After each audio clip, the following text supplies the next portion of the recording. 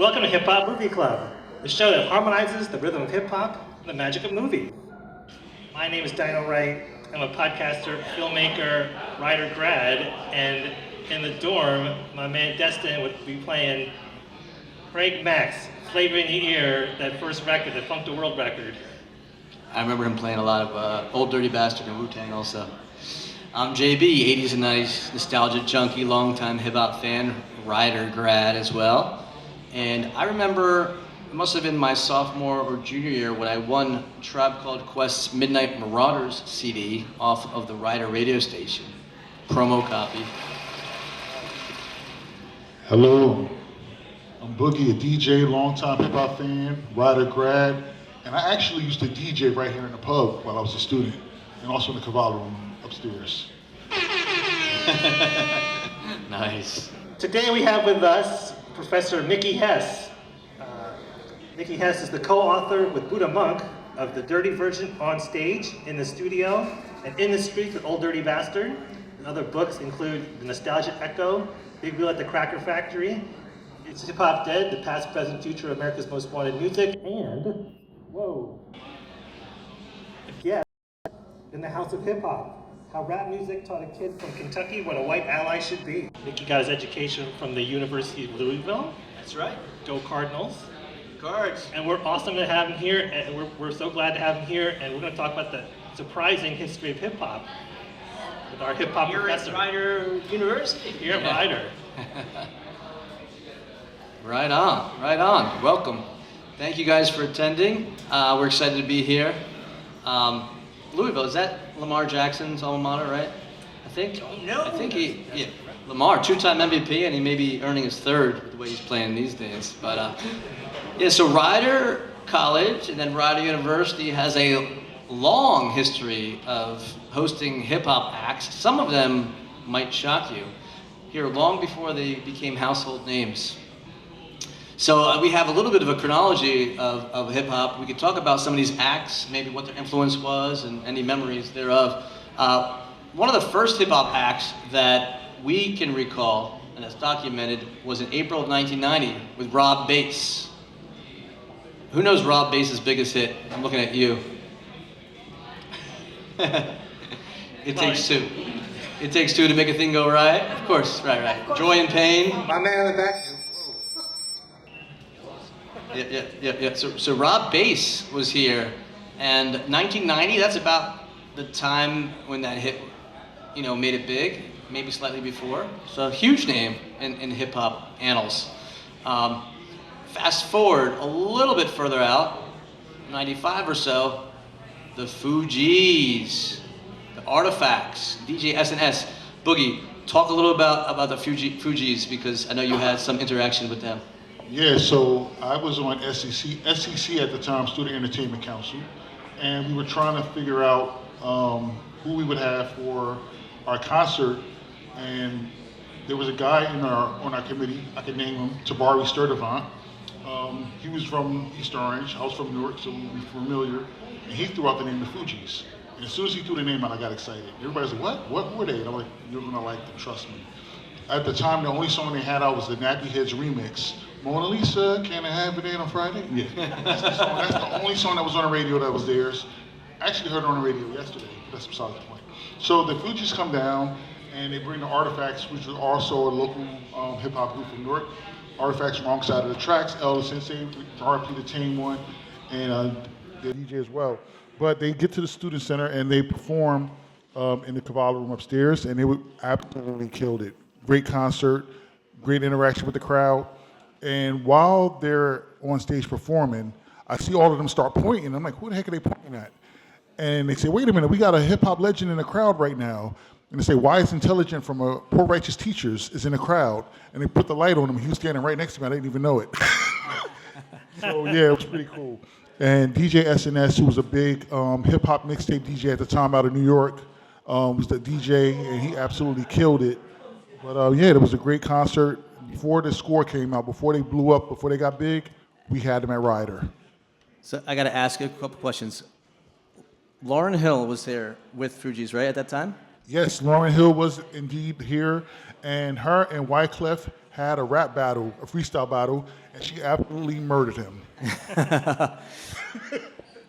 They had a long history together too, and a big falling out, and so that was quite interesting there. Mickey, do you remember Poor Righteous Teachers? Absolutely remember Poor Righteous Teachers. So you remember the video for Rock This Funky Joint? It had the Trenton Mix Bridge right in there. The Trenton Mix Real Bridge. Every time I pass that still, I think back to the video. I was actually born in Trenton, and I lived in Bordentown for about a year and a half, and then we moved out to Bucks County. But I always joke, Trenton make me, and the world will take me. It's just, but I love that video. It's such a good video. Oh yeah, Absolutely. that song is just amazing. The flow. Yeah. And all Wise Intelligent solo stuff I think is great too. He's putting out some really good stuff still. Yeah. That's amazing. Yeah. I wonder if they're still local to the area. I think Wise Intelligent splits his time between Trenton and Atlanta, last I saw. But he's in Trenton quite a bit. Yeah. Excellent. Now this is one, continuing with the chronology, that you guys should listen to. An act that goes by the name, the real name is Sean Carter, but you may know him as Jay-Z, was here in '96. Boogie, you want to take us through that one? Yeah, so we were having a rap battle right here in the pub, and we were trying to find some judges for the competition. And word got out that, somebody along the line, I don't remember how it was just word of mouth, that there was a guy who was starting a record label that lived in Trenton, or used to live in Trenton, I should say. So we go down there, and a couple of us go grab him, bring him over here to the pub, and the rap battle starts going on. And he has some critique about everybody's rhymes, like, oh, it was good, you could have did this, and that, and the other. And you can hear some of the murmurs, like, okay, who's this guy? Who does this guy think he is? Why does he always have something to say?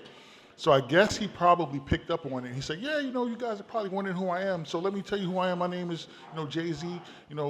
I got a record label, Rockefeller Records, that's going to be up and coming. I got songs coming out, got an album coming out. Everyone's like, yeah, whatever. He said, but I'm going to drop a little something for you right now, just so you can get a glimpse of who I am. And he, right here in the pub, he dropped the first verse to 22 Twos a cappella. And the whole crowd was going nuts. Oh my God, this dude is sick. Oh my God. And, we didn't think anything about it. The competition goes on. We crown the winner and everything. Fast forward, to the release of Reasonable Doubt. And, the sources always telling which albums were going to be good. So we knew that album was going to be good because the source said it was going to be good. So my friend Kenneth Sledge, KK, who's an RA as well, when I was an RA, he said, oh, I'm going to run over to the Wiz and pick up some albums. Do you need anything? I said, yeah, give me the same thing you get. All right, cool. So one of the albums he brings back was Reasonable Doubt. I go home, pack the Poeta, put it in, and I start listening to it. I'm like, okay, yeah. And all of a sudden, he gets to 22 Twos, and I'm like, okay, can I kick it? Yes, I can, okay. And then he starts rhyming, and the light bulb just goes off and explodes over my head. I'm like, oh my God, that's the guy that was in the pub. I'm going to just start referring to him as the guy that was in Ryder's Pub. I think everybody could relate to that. Yeah, and I saw KK across campus, and it's like literally we both looked at each other and pointed like, yo, that was the guy, oh my God. That is amazing. Put his picture up in the wall. Yeah, we met Jay, so yeah, that was before Reasonable Doubt dropped and before he became the biggest rapper at the time and locked down 7 summers in a row. So you never know who you're going to see at Ryder. If you don't know the name, go see the show. They could become multi-millionaire, billionaire moguls with their own, line of Rockefeller Records. He's a businessman. Businessman, exactly. Champagne, Ace of Spades, movie, anything he wants. Yeah. Insane story. And then the 96 Spring Fling. Do they still have Spring Fling here on campus? Mickey, do they have Spring Fling? I don't think so. People are shaking their heads out there. No. Okay, well, that used to be this big festival in the spring, and people would indulge in mass quantities of alcohol and performances from some known acts. So in 1996, the act that was, I guess, the headliner was House of Pain. Who remembers House of Pain? What was the big song, Helene? Jump around. Jump around. Jump up and get Irish malt lyrics. Okay. That's true. Shamrocks and shenanigans. Exactly. Shamrocks and shenanigans. So I was there as an undergrad at the time. We were all undergrads at the time, and I remember House of Pain coming out with Everlast and Danny Boy. That was a DJ huge Muggs? hit. Yep. DJ Muggs was the DJ? I think so. Yep. Yep, Muggs was DJ. Muggs was the DJ, yeah, and DJ Clearly- Lethal. Clearly remember that Danny Boy was wearing a Joe Namath jersey because they were wearing a lot of green. And my girlfriend at the time, who's now my wife, Susan, was like, Danny Boy just looked at me. He looked at me and waved. I was like, yeah, Danny Boy is the man. So that was an awesome time. Brilliant performance by House of Pain there. Yeah, they also did a interview at the radio station before the performance as well. So yeah, they were really cool. Hung out, invited people up on stage to freestyle with them. Cool. That's great. Yeah. And you remember Everlast had he had a solo career for a bit? Yeah, he actually had a solo album out before House of Pain. He was part of Ice-T's Rhyme Syndicate. It was very first. Oh, get that Good knowledge. knowledge. Yeah. I remember that song, What It's Like. That was after, and Yeah. you might know What It's Like walking in someone's shoes. You know that? Whitey Ford album, yeah. That's right, Whitey Ford. Yeah, that was Yeah. after House of Pain. That was after, right? Okay, I didn't even realize he had an album Yeah, he had a before. solo album before House of Pain, yeah. Okay. Yeah, I think the whole Vanilla Ice fiasco kind of put the kibosh on white rappers there for a minute. Yeah. So I always thought like the way they reinvented like House of Pain as Irish was Right. really interesting. Yeah. You know, like we're not Vanilla Ice, we're Irish. You got the bagpipes in the beginning. That's, We got Shamrocks. Yeah. You know, we go to St. Patrick's Day parade. We're not like Vanilla Ice. We know the struggle. Kind of a brilliant marketing move. not all European Americans are the same. We're Irish. That's it. Oh man, that's crazy. But wow, '96 was quite a year for hip hop at Ryder. We talked Jay-Z earlier in the year, Spring Fling, House of Pain. From our records, October '96 brought, which was the next actual academic year, but the same calendar year, KRS-One, and DJing was the legendary Biz Markie, the late great Biz Markie. Yes. KRS-One, and actually Biz was the opening act. So Biz actually, he DJ'd a whole set of just using 45s, and it was amazing. Like he had the crowd rocking. Like it was just like I DJ, so I appreciated the artistry that he put into that performance and that set. It was just purely amazing. And then Kenny Parker took over, who was BDP's DJ, one of the DJs besides D-Nice, who's probably everybody knows who D-Nice is now. He's a household name. But Kenny Parker was the other DJ. So Kenny Parker got on, he spun, and KRS-One he killed it. Like he improvised and he did some of his hits. Step Into My World, that was the big hit at the time. He did that. He previewed a new one, the MC. That was the first time I heard the MC. Wow. And he actually was giving out vinyl, so I have the vinyl. I still have it from that concert. Yeah, it was amazing. That's amazing. Did Biz do it? Do you remember Biz? Did he do any beatboxing that day? Yeah, he did. He beatboxed. He actually did Just a Friend too. Yeah, he did that. And then he he played some of the music, and he would cut it off, and he sang. He had the crowd rocking with it. He was good.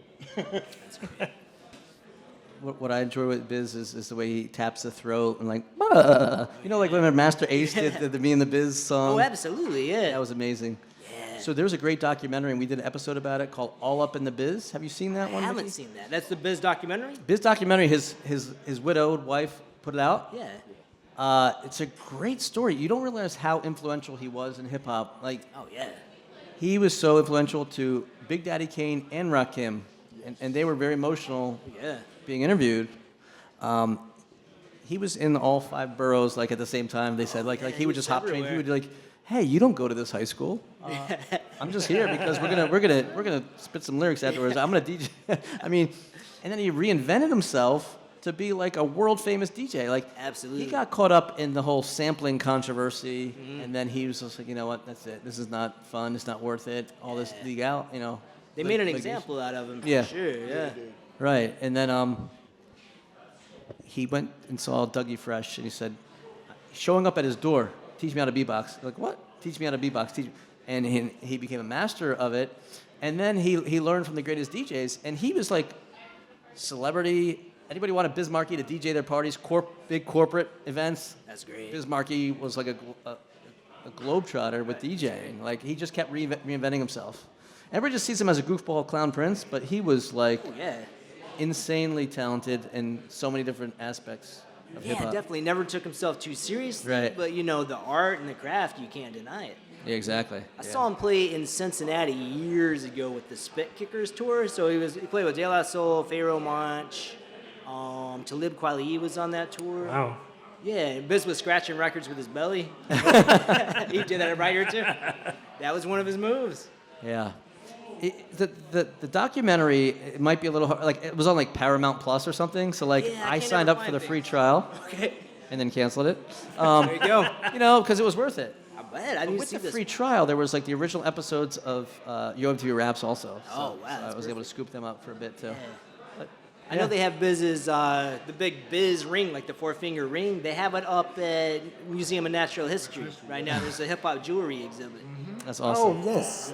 Yeah, I did see some clips of that. Yeah. Yeah, it looks great. I'm going to go see it here in a couple weeks. Yeah, I'm gonna go see that as well. Yeah. I think it's there through January. There's a Universal Hip Hop Museum that's still being built in the Started South Bronx. Yeah. It opens sometime next year, I think. Yeah, I signed up for the newsletter. They just put one out. Oh, yeah. That's It's great. pretty cool. Three of us went and saw an exhibit in Newark a couple years ago, the Grammy Museum, which used to be there attached to the Prudential Center. Okay. They did a hip hop exhibit a couple years ago, and it was really cool. A lot of photographs and memorabilia from a lot of the artists as well. Ernie Panicoli. Oh, yeah. His photography is amazing. It was Brother Ernie's collection, like a lot of his Yeah, collection he had really. donated. A lot of his collection is now at Cornell University.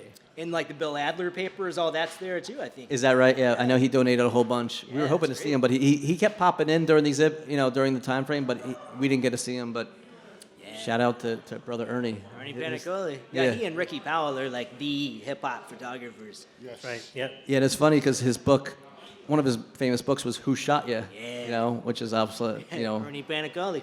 with exactly he shot you, and it's a hat tip to obviously the Biggie and Tupac and that type of thing. But yeah, we had a great time That's really cool. seeing that. Now in '97, this was after Tupac was slain. His mother, Afeni, she came to campus to give a speech. Boogie, you want to speak a bit about that? Yeah, so that actually took place in this building upstairs in the theater. She came and she basically, it was a very inspirational delivery that she gave. She basically spoke about his life, his legacy, a little bit about his upbringing, what compelled him to be the type of person that he was, and also the type of person that he portrayed was not necessarily who he actually was. Made that point very clear. As his mother, she knew who he was. But yeah, she was very, very emotional, very thought-provoking. And then, she spoke to the crowd. And I got to meet her as well for that as well, because being on SEC, you get to meet everybody. So shout out to SEC for providing me with all these memories. Shout out to the Student Entertainment Council. Yeah, she was great. And I'm trying to remember, no, she didn't have the book at the time, no. But she was good, very good. I thought you meant the Security Exchange Commission or the Southeast Conference. Southeast. But the real SEC, Lighter, Conference. represent. They give us hip hop legends. All right. Not much on our list of '98, but spring '99 exhibit. Pimp My Ride, Defari 112, and Fife Dog, who near and dear to my heart, a huge Tribe Called Quest fan, and they just inducted last weekend into the Rock and Roll Hall of Fame. But yeah, Boogie got to meet Fife while he was here, and I'm jealous about that. Same here. Yeah, I got to meet all of them actually. So yeah, shout out to SEC again. Yeah, so that concert took place in the alumni gym, and they needed somebody to go check on the hospitality suite that they had set up in the back room at Daly's. So I was volunteered to go over there and check out on the guys. So I walked in and Exhibit, the Far Eye were in there hanging out. A couple of their entourages, a couple of their promoters, etc., were in there. And I remember I walked in and I introduced myself, and they immediately just stopped. It was like, "Yo," I said, "Where you from?" It's like, "Newark." "Oh, Brick City, baby." Yeah. So I got instant street cred with those guys. So I was allowed to come in there and hang out with them, and they basically just sat around and snapped on one another, just cracking jokes back and forth. It was pretty cool. I laughed so hard, like my stomach was hurting. And then when they were ready to set up for the concert, to start the concert, they said, "Hey, would you mind going out and hyping up the crowd?" I said, "What do you mean?" They said, "Go open up. Go out there." I said, "What do I have to do?" They said, "Yeah, we're going to give you a mic. We're going to give him a mic. Just go out there and get the crowd excited." I said, "Okay." People know who I am. I guess I can do that. So next thing you know, the music starts playing, and I come running out on stage, and everybody's like, "What's Levi doing?" And I was like, "Hello, everybody, get up, yeah, I got it." Hyping the crowd up, and then they just kind of went along with it. And then we started running down the names of the acts that were going to perform. And I think my biggest memory from that part of the concert was I got to say Five Dog's name. I was like, "Yo, we got my man Five Dog from the Zulu Nation," and everybody was like, "Ah!" It went crazy. And then the concert went on, and I had to hang out with those guys on stage as security. And then afterwards, I got to meet. So they put you to work. Yeah, I was security as well. Yeah, I was sitting on the edge of the stage, like my feet were like dangling off the edge of the stage, and I couldn't let people get past me, And I could have grabbed Slim from 112 was like right behind me, like in arms reach. I could have grabbed his ankle and yanked him, like those guys. Yeah, but it was cool. And then afterwards, Fife just kind of hung out and talked to the crowd, and that was lingering around after the concert. He was really cool, humble, took pictures with people. I wish camera phones existed back then. Well, sometimes I don't, for other reasons, but we're not going to talk about that. But for these reasons that I just talked about, I wish I had a camera phone, because good God, man. So much fun. Dafari Heru is one of those hip-hop artists who went on to get a PhD.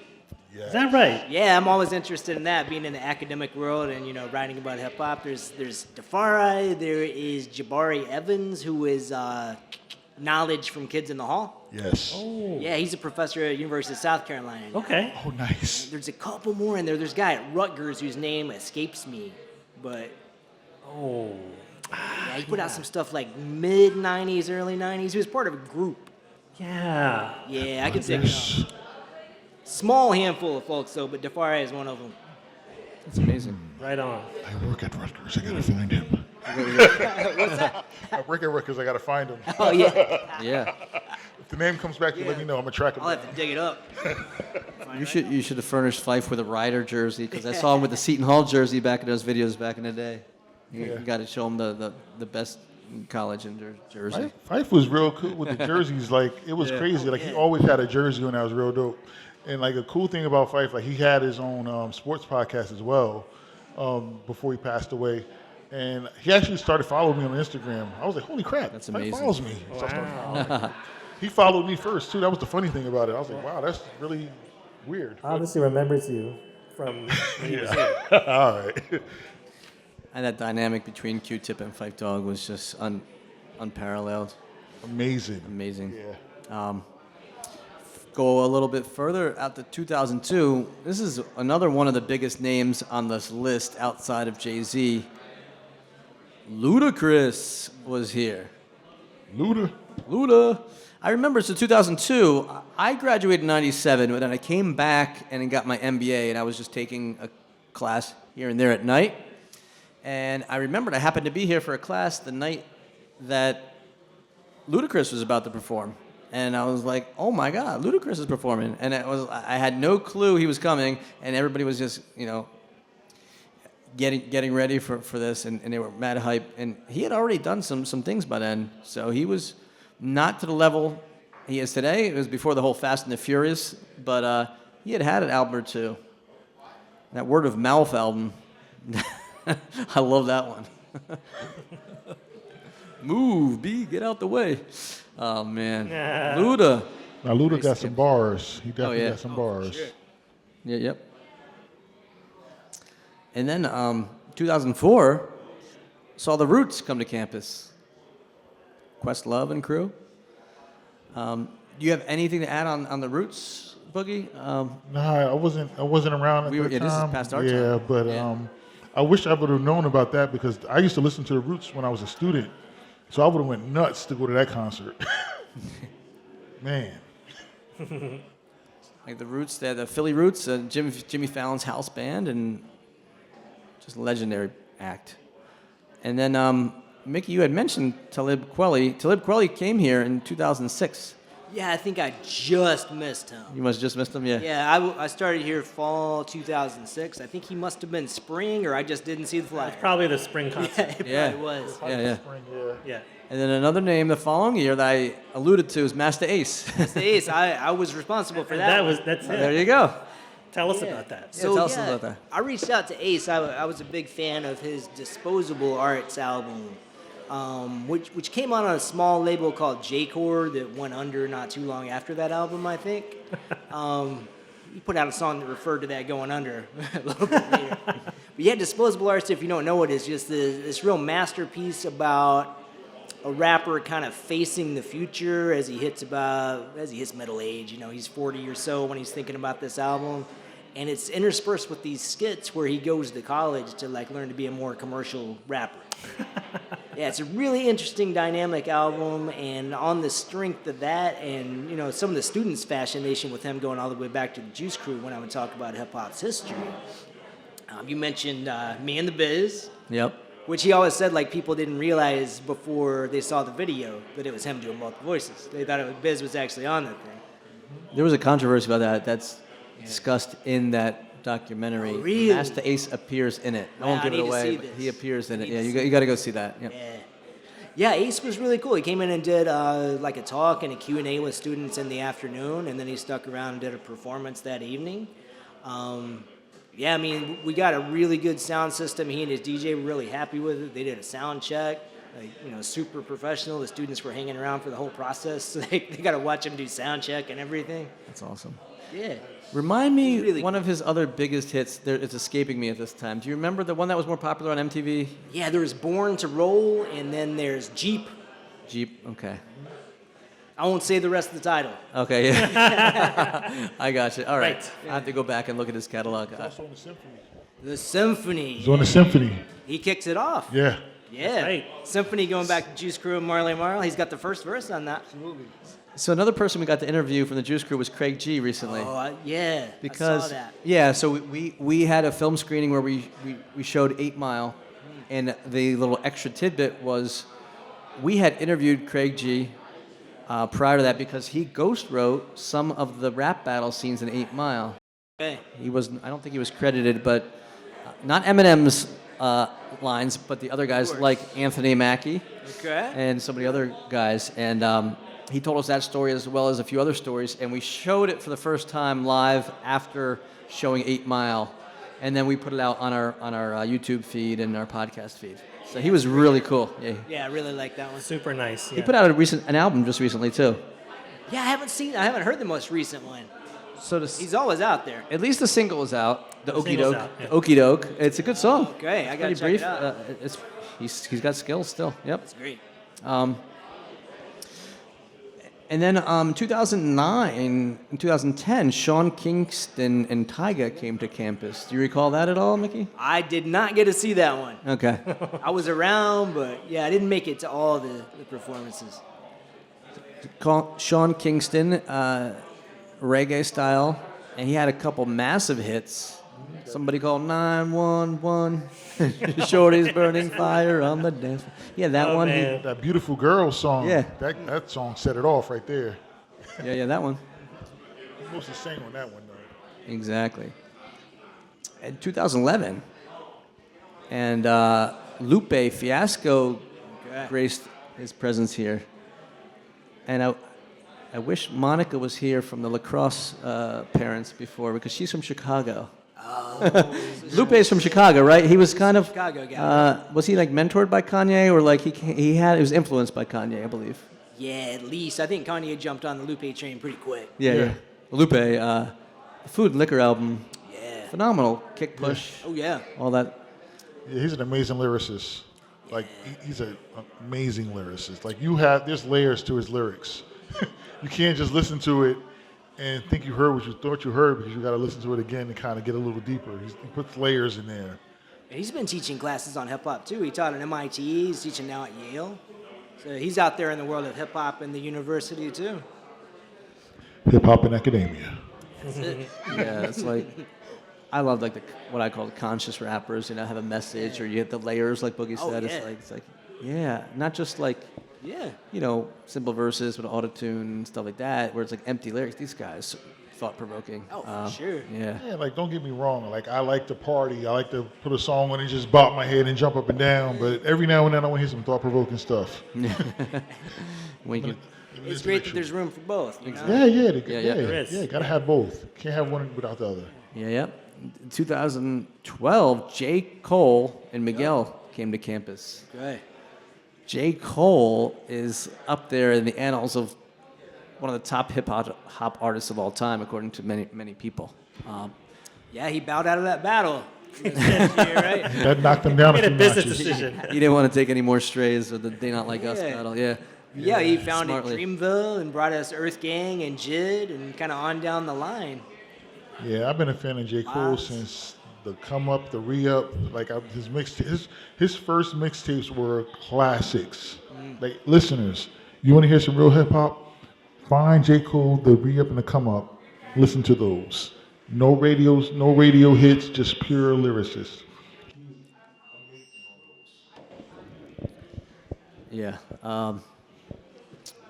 2015, Big Sean came to campus. I remember that one. Students were very hyped for that one.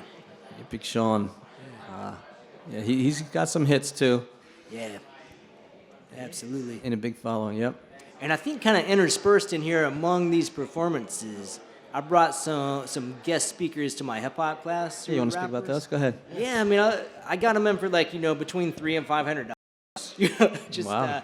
like when I brought Prince Paul in, I picked him up. He took Long Island Railroad out to Madison Square Garden, basically, and got on New Jersey Transit. I picked him up at the Hamilton station. Wow. Brought him here to campus. He just came in and talked to my class. Sat with a group of 20, 25 students. We talked about sampling quite a bit. We watched that Copyright Criminals documentary Okay. that you guys have Oh, probably. we should watch that. Oh, that's Oh, yeah, let's put that on our list. Put Yeah. that on our yeah, list. that yes. definitely touches on Biz and De La Soul and all the sampling lawsuits. Yeah. But yeah, I mean, just to hear him talk about what they were doing when they put together De La Soul's 3 Feet High and Rising, just like pretty young kids kind of finding their way. He'd worked with, Daddy-O and Stetsasonic as his first group as a DJ, but Yeah. moving into De La Soul, he really had like this creative direction and control that he didn't really have as the new kid with Stetsasonic. And the guys in De La Soul were almost looking up to him because he's a little bit older. He'd already been doing it. He'd already been part of a group. But, he gave everybody credit when he talked about it. Like, I would ask him, like, well, whose idea was it to do this, assuming it was his? And he'd be like, no, that was Paz. It was his idea. I remember that day in the studio. Yeah, he just really took us through the process of putting that album together kind of by the seat of their pants. And he said even though it's a platinum-selling album, that he's not yet broken even. They got sued so many times over sampling. He said he still has to go in every couple years. Somebody will sue and kind of throw their name on there to see if maybe it was sampled on 3 Feet High and Rising. And he'll have to hire a lawyer, just take care of the whole thing. So they're still in the hole. They never even broke even. Wow. Yeah. We just discussed this a little bit because did you ever watch the fun episode of the cartoon Teen Titans Go Oh, yeah. called Don't Press Play? Yeah, that's the De La Soul episode, yeah. I was like, you know what? Instead of a movie, let's do this. And we had a great time watching it. It's only like 11 minutes long if you take out. And it was amazing. It talked about the legalities and Absolutely. how the battle with Tommy Boy Records first, and then there's some little subtleties with the turtle, right? There's a turtle in the beginning, Absolutely, and they that's sued their pants off. Yeah. And I was upset about Transmitting live that. from Yeah, Mars. transmitting live from Mars. And I was just saying to these guys, it's like, what a shame. That wasn't even like a radio hit or like a single. It was like they're just goofing off Just and a gag, right? putting like some alien type language together with the beat. And it's like, really? They sued him for like over $2 million and they settled for like $1.7 million. I mean, come on. That's ridiculous. These young guys took a just trying big hit. yeah, that was messed up. They got sued over the interlude. Come on, guys. Yeah. Come on. And yeah, it was once the other company, I can't remember the name of it, bought out Tommy Boy. That was the reason they finally got their music on streaming. Yes. Just That- about a year ago, I guess, right in there. Yeah, and the theme of it was Plug 2. Dave passed away just a few weeks prior. Like weeks prior, yeah. It's fun. So March 3rd, 2023. And because 3 is the magic number. Yep. Like 3/3/23. I remember that was like the day, they called it like De La Soul Day. Yep. When they got the rights to their music. And he passed away just before. He passed away in February. February. Yep. Earlier February, yeah. Okay. Which is such a shame. Absolutely. R.I.P. Dave. Yeah. Yeah. Yeah. Yeah, miserable timing. Jeez. They fought that Tommy Boy, basically holding their music hostage for 15, 20 years, right? Yeah. Yeah. Yeah. Yep. Shame. Well, Yeah, that was Tom- cool that you brought in Prince Paul. Yeah. Yeah, I would have loved to be in that oh man, Yeah. masterclass.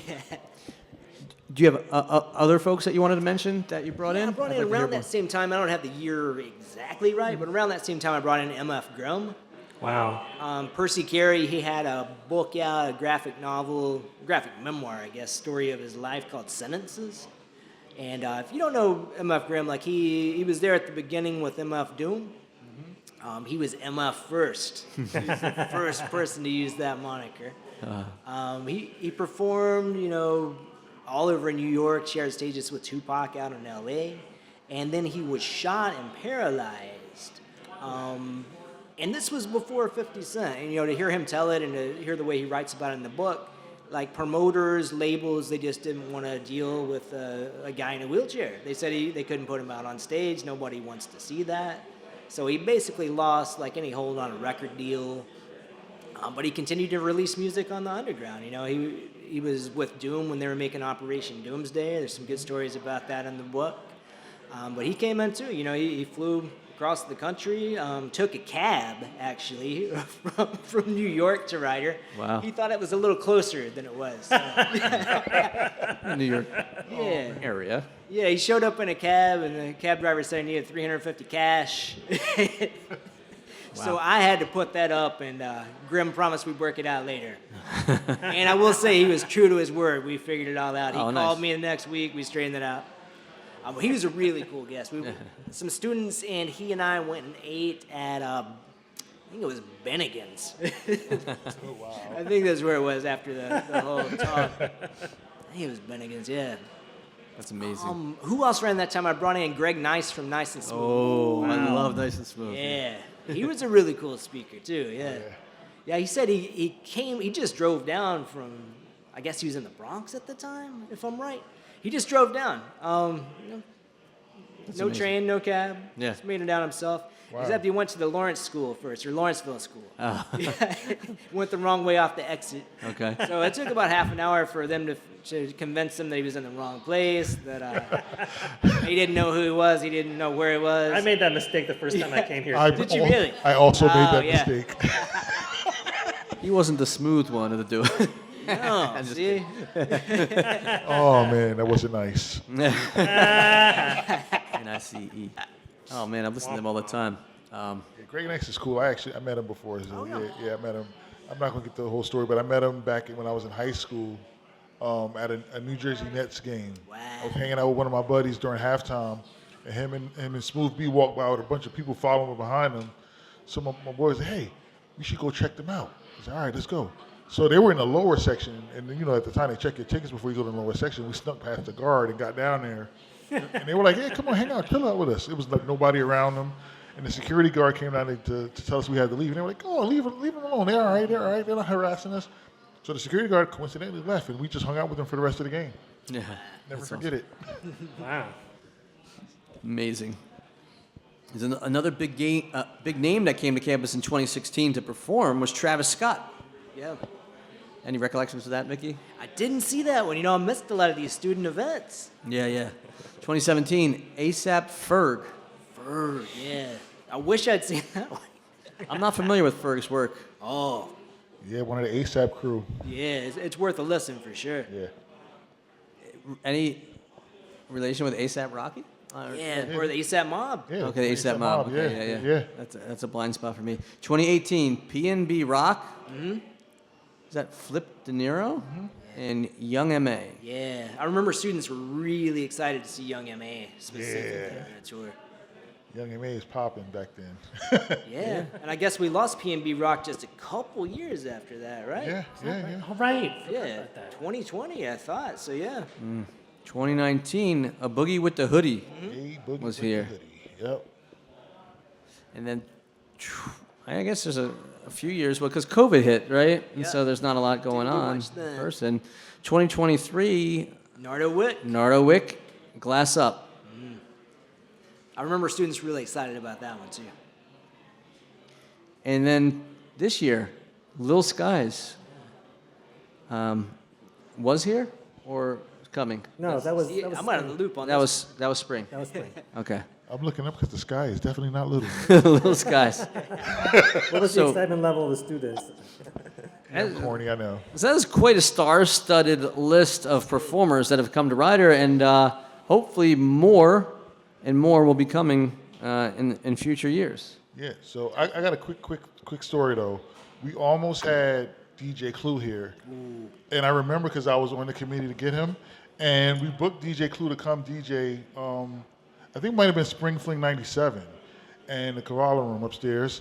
We booked him to DJ, had the contract and everything signed and everything, and then we had all of these shirts. We had SEC logo on the front. And it had the big question mark on the back. And everybody's like, what the heck is the question mark for? I'm like, you'll see. That was our big marketing thing. Everybody had a question mark shirt. And I remember there was a gentleman who worked in the C store over by Daly's. I can say his name, Symphony. I don't remember his real name, but his name was Symphony. He actually was a DJ from Trenton. Really good DJ. So I told Symphony, I was like, yo, you want to open for DJ Clue? He's like, word? I was like, yeah, man. I was like, well, I'll pay you. Like, you'll get paid. You open for DJ Clue, like, play for about an hour or so, get the crowd warmed up, and then DJ Clue will come on. So we get everything upstairs and get everything set up. No DJ Clue. We call DJ Clue. He said, oh, shoot, I thought it was next weekend. Oh no! So DJ Clue dissed us. So I got this big crowd up in the Cavallo Room, like, ready to rock out. So I go over to Symphony. I'm like, yo, here's your break, bro. I was like, DJ Clue's not coming. He thinks it's next week.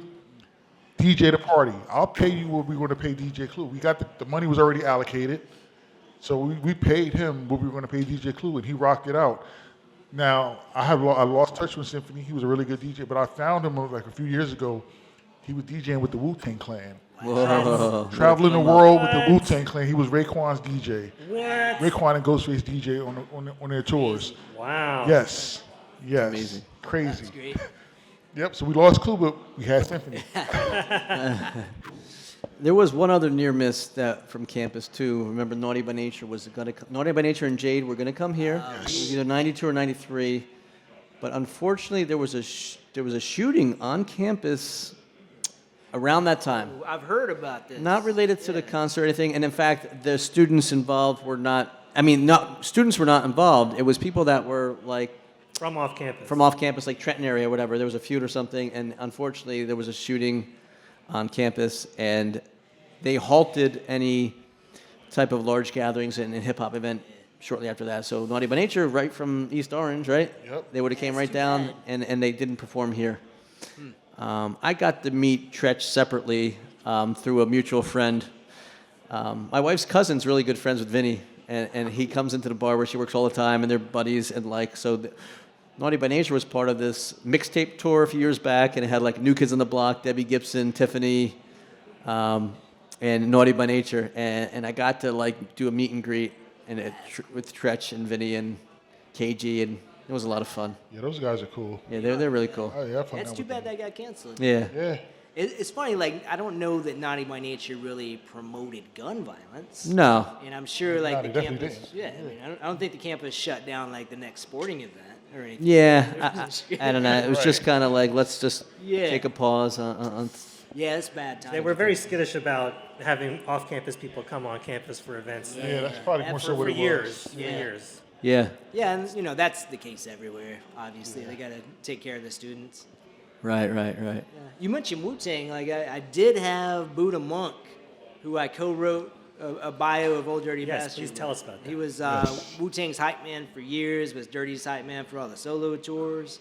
While I was writing the book with him, he came in and spoke with students, talked to my class, and then performed here in the pub that night. That's Yeah, amazing. it was an open That's mic. amazing. Yeah, he just showed up and performed. It wasn't Wow. planned. He was planning to just talk to my class, but he hung out late and performed at this open mic over here. Can you speak a little bit more about the book that you did on ODB? Was this before or after he had passed? Or This was for the 10th anniversary of his death. okay. Yeah, he passed away in 2004. The book came out in 2014. Okay, I got you. Yeah. But working with Buddha Monk, I mean, he had all the inside He was there info. for everything. That's yeah. amazing. Yeah, he was there. You know, he knew Dirty growing up. He was there for most of the 36 Chambers video shoots. He was there in the studio, except when he was locked up. But yeah, I mean, he toured the world with those guys, especially Dirty. He never missed until Dirty's very last tour. They were side by side. Right. Yeah. That's incredible. Wow. Yeah. Also got to talk to, I interviewed Dirty's widow, Iceline Jones. I talked to Young Dirty Bastard briefly on the phone, who's performing with Wu-Tang now in his dad's place. Yeah, it's really cool to see, the family has really patched up any kind of bad feelings. I know for a while Iceline wasn't happy with RZA and, felt like the guys in Wu-Tang Clan should have taken care of their family more after Dirty passed. But it seems like everything's smoothed over now. They're all happy with, what they're getting, as far as Young Dirty Bastard being part of the Wu-Tang. Yeah. Right. Yeah. Yeah, he definitely filled that void, and I've seen the performance, and he yeah. definitely filled the void. Isn't that crazy? It's absolutely crazy to see They him. have some sort of residency, like in Vegas or something like They that? do have a Vegas residency. Yeah, that's amazing. Yeah, it's insane. Who would have thought hip-hop would come so far that there's that, Yeah. like a Wu-Tang residency? That's the Wu-Tang first and hip-hop Celine resident. Dion. Isn't that crazy? Brittany. was there? Freedom Roy. Oh, Yeah. Chicken and beer go together. Wu-Tang and Britney go together. Wu-Tang is for the children. Wayne Newton. Absolutely, they're for the children. Amazing story. Thank you for sharing that, Mickey. Sure. Any other recollections of hip-hop here at Ryder? And any plans for the future, Mickey, that you know of? Here at Ryder, let's see. I know before we started recording, I talked about Rod Digga coming in, but I don't think I talked about it Okay. after we Yeah, started recording. Let's hear that. Yeah, Yeah. let's hear about Rod Yeah, Digga. okay, so we brought Rod Digga. We did a hip hop conference at Ryder. This was me and Dr. Justin Burton from the music production. Okay. Yeah. Yeah, we put this together, I want to say 2016, I'm going to say right in there. We brought some hip-hop scholars like Kira Gaunt, who wrote this really cool book, Okay, The Games yeah. That Black Girls Play.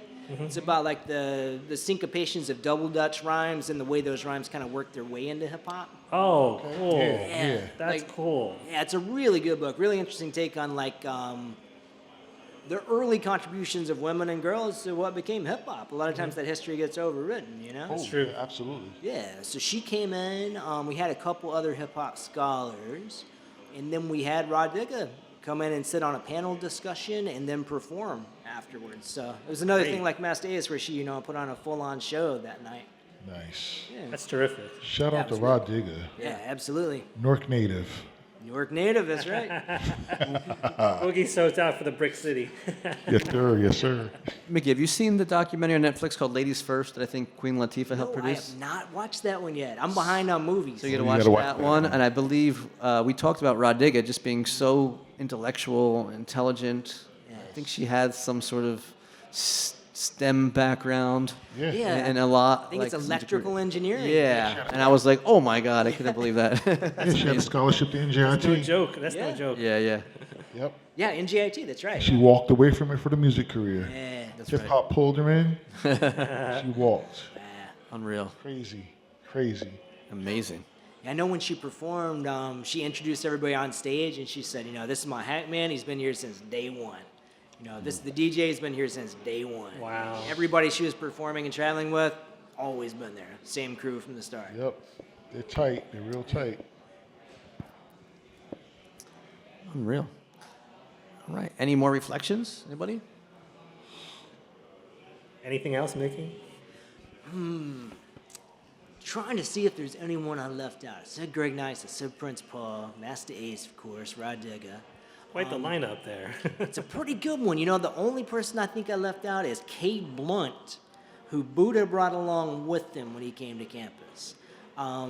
Cade Blunt was in a group called the Zoo Ninjas. Yes. who were like a subsidiary of Wu-Tang Clan. I mean, the Okay. Wu-Tang Clan umbrella is enormous. Yes, it is. Right. And there's a lot of people who claim to be Wu-Tang but aren't. You got the splinter groups, but Zoo Ninjas have their true lineage.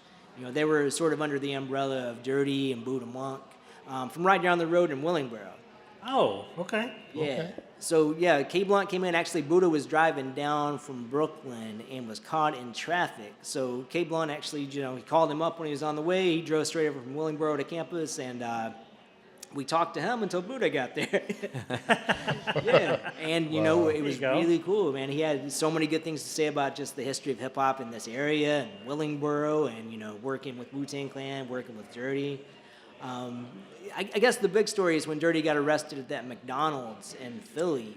Like he had been on Grace the Ferry, lam. yeah. What's that? Grace Ferry, yeah. Yes. Yeah, he had been on the lam for a few days and nobody exactly knew where he was, and K Blunt knew.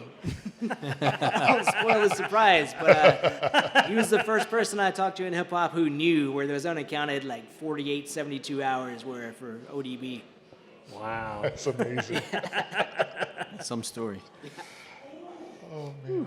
Gotta love it. All right. Well, thank you, Mickey, for sharing all these stories Thank with you us. so Thank much. you. That was really great. Glad to hear all these old school stories from before my time here. Right? Yeah, I mean, there's a lot that's gone on, and Yeah, Boogie it's was a crazy. key member of the SEC in bringing a lot of these acts and a lot of memories. So thank you, Boogie. Thank you, Mickey. Thank you, Dino Wright, for pulling this all together with Thank the you, JD. tech setup. Of course, yeah. Ah, look who just walked. Awesome. Oh, what's up? Sig Ep in the house. Our man just walked in. All right. All right now. Well, thank you again for attending our live event here about Yes. surprising history of hip hop at Rider University. Hip Hop Movie Club is produced by your HHMCs, JB, Boogie, and Dino Wright. Theme music by Boogie. Come out to Steel Stacks November 13th for a screening of Boys in the Hood, 4K, and a special panel discussion with professors from the Lehigh Valley. Find all that at hiphopmovieclub.com. Thanks for listening. Hey, remember, don't hate, tailgate. Hey! Get here early and party with us. Homecoming. Homecoming weekend at Rider. Yeah, there's actually a tailgate party tomorrow. So, yeah. Come on out. tailgate. Come Yeah. on out. Tailgate. I'll be here. Me too. All right, thanks everybody. Peace out. Bring it, come on.